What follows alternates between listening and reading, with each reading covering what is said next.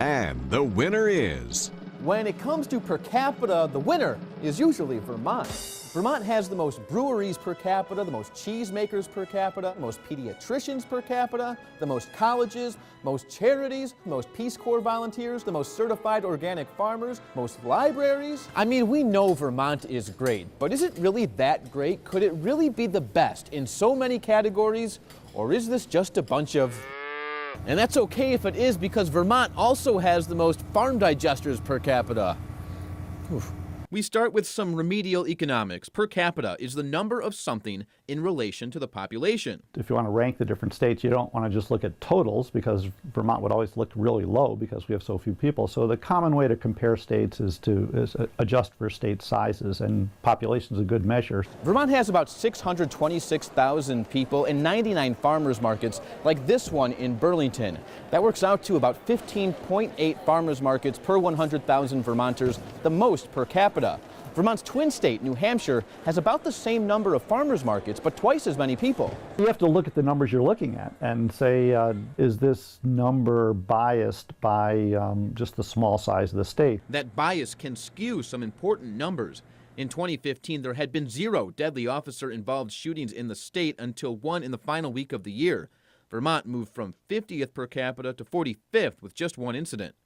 2 deaths would have put Vermont at 30th. 6 would have made Vermont number 1 in police shooting deaths per capita. So you have to be very careful when you're dealing with a very small state like Vermont. It's usually not as big of an issue in larger states, but in states with less than 1 million or 2 million people, and Vermont certainly is down there, then you have to be careful. Do these numbers hold up, and what are they good for? Because we're so small, we percolate up to the top in a lot of rankings, and it gives you some PR value, and I think people use that. Well, it's bragging rights, for one thing. It does show what's important to us as a state, and we use these in our brochures to illustrate what's important to Vermont and what makes us special.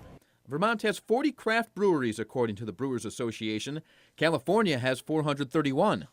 Vermont could never compete with a state like California with its huge population in terms of being the number 1, but in terms of how many things per capita, per person or per 100,000 people, we shine.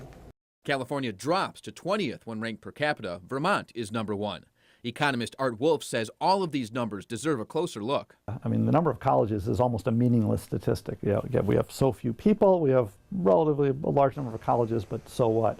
But these numbers really do mean something to those involved. I love to share that statistic with state librarians from around the country, but I think that the reason we have these many libraries per capita is just because Vermont is local community based.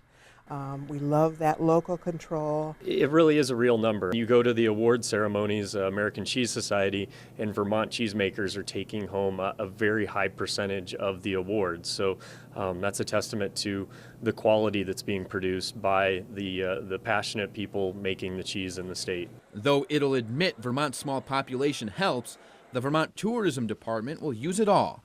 We use the things that hit the buttons of people who are interested in coming to visit Vermont, and that includes great food, great beer, outdoor activities, culture, our arts, and our history. In Vermont, Mike Kirchhoff, Local 44 News.